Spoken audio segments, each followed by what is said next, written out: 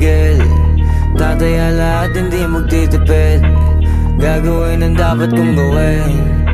Alam ko na magagawa ko rin. Balang araw maging icon. Gusto ko kagaya ko si Idol. Mala Michael Jordan nung ma-high score.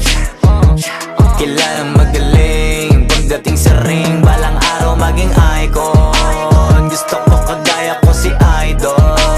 Kaya yung tiyaga ko tina-times 4.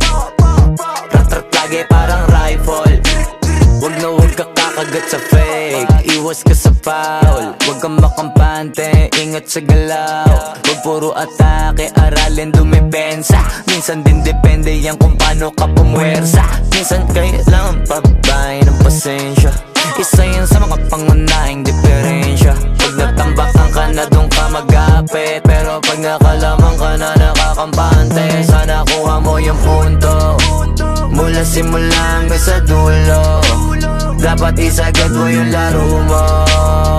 Dapat lagi nakatuto kada minuto. Balang araw maging icon. Gusto ko kagaya ko si Idol. Mala Michael Jordan nung ma-high score.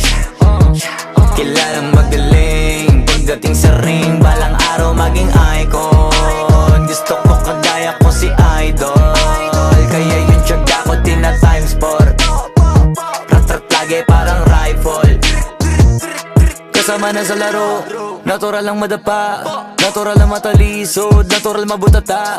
Di ka dapat atitina, di ka dapat mauga, di ka dapat ang ihina, di nila pwede makita. Kung matalo manalo, hanapin kung saan ka mali, para malaman mo rin kung saan mo kailangan magbawi. Yung pinakamagaling na ikaw, paano palabasin? Dapat ay wala kang pagkakataon na palalapasin. Bawal malambot na binte, kailangan buuan dibdib.